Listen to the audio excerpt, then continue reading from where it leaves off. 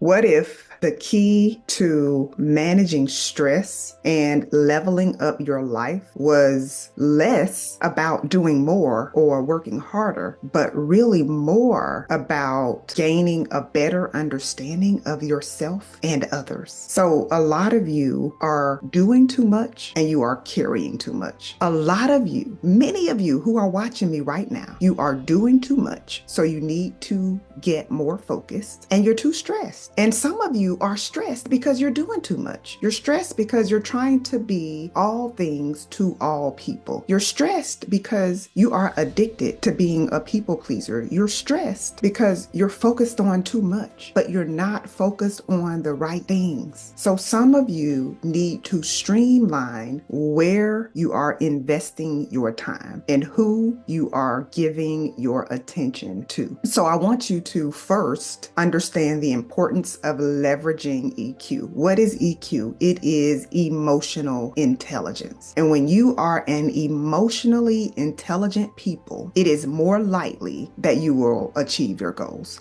If you are an emotionally intelligent person, it is very likely that you are going to be successful at just about everything you do. And why can I say that with so much confidence?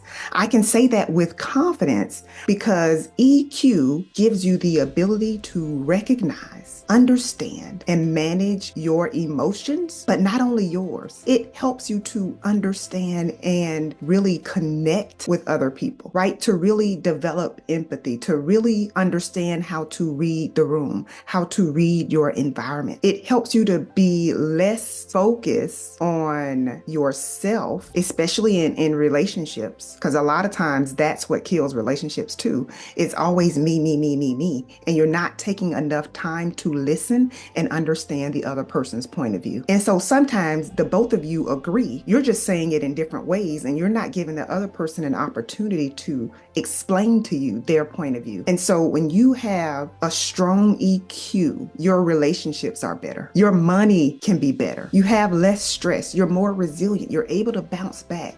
You are more self-aware. You're more socially aware. You're able to manage yourself. Self-management is a key component of EQ, right? And so one of the things that has really helped me in my relationships is being self-aware. It is being able to check in with myself and say, Jessica, how are you feeling? I'm so aware of myself now that I know when I'm angry. I know when I'm offended. I know when I'm sad. I know when I'm doing too much. I know when I'm not doing enough. I have become so aware that when I'm not doing the right thing or when I'm not responding the right way, I call myself out. I can't say that enough. It is so important for you to get to the place where you are self-aware and you don't need your supervisor, your spouse, your children.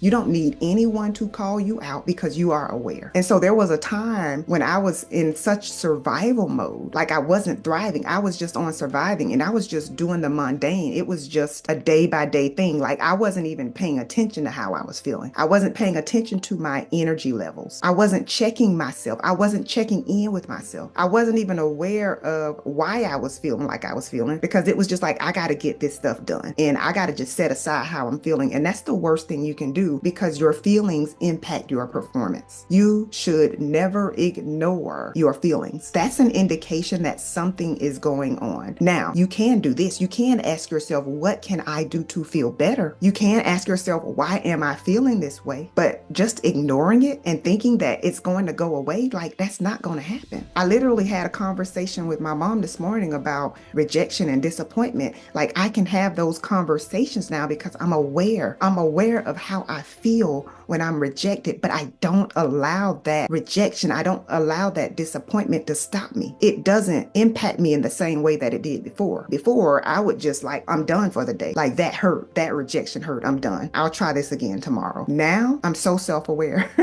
Now, I'm really leaning into EQ. Now, I'm really leaning into my habits. I'm leaning into the disciplines. I'm leaning into my desires. I'm focused on ensuring that my feelings are not getting in the way of my results. Oh God, I just dropped the bar right then. Are you ensuring that your feelings are not getting in the way of your results? And so if they are, you must learn how to self-regulate. You must learn how to pull yourself up when you're feeling down. You must learn how to not only do the things you feel like doing. You must learn to step out of your comfort zone. You got to figure out how to, like, I got to go after this thing. I'm nervous about it. Maybe you don't like being on video. Maybe you don't like marketing. Maybe you don't like sales. Maybe you don't like speaking in front of other people. Whatever that is, if it is a hindrance, you must address it. If your emotions are a hindrance, you must address those emotions. If you have angry outbursts and you go off on people, like, that's not something for you to just like, oh, I'll work on that. No, it's a must. If you want to excel into a place that you've never been to before, if you're desiring promotion, like if you're desiring relationships that are fulfilling and rewarding, you've got to become a better person. You've got to become a better version of you. Like, it's a constant work in progress. And so I've had to pause before reacting. That's a part of emotional intelligence.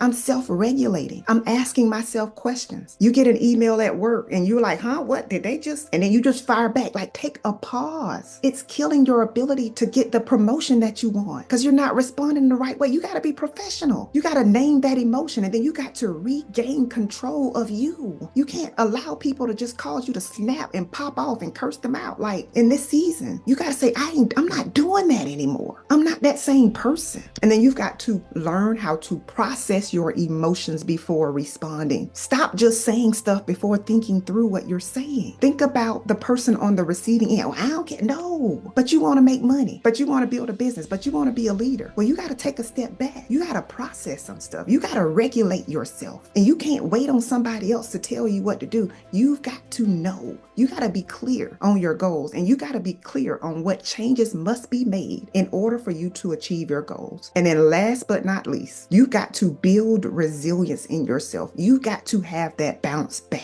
You can't just decide that it's game over because you didn't get the results you want. You've got to remind yourself of all of the wins you've experienced. You've got to remind yourself of all the growth you've experienced. I was having this conversation too with my daughter, and I was telling her, like, yeah, 10 years ago, I'm a totally different person. I'm not even the same person I was 10 years ago. I have a PhD. I got 2 books. I got like this. I got all, I didn't have that. And so if you are the same person you were 3 years ago, 2 years ago, 1 year ago, I need you to develop a growth plan for yourself. I need you to build that resilience to where you are not stopping and starting, and you're not getting so frustrated that you're throwing in the towel too soon. I want you to constantly remind yourself of what you are grateful for on a daily basis. One of the things that I have developed is a gratitude journal in my phone. It's digital. So every day you can write down 3 things that you're grateful for in your journal. And when you start to feel overwhelmed, when you start to feel like you're not where you desire to be, when you start to feel a little sad or I'm not doing it, look at everything you're grateful for. Look at all of your previous wins. Look at how many times you have overcome, how many times you've overcome disappointment, how many times you've overcome rejection, how many times you've overcome heartache and pain. And so this is what I need you to do. I need you to really think about how you respond to stress. What is your adversity quotient? Do you fold? Do you give up? Do you take a step back? Do you pause? Do you plan? Do you go for it again? So I want you to share with me in the comments when you get overwhelmed, when you get news that you weren't expecting to get, like, what is your response like? Do you have a strategy? Do you have a coach? Do you coach yourself? I want you to really think about that. But if you got a strategy that you use that works for you, share it. It may just help someone else. Until next time.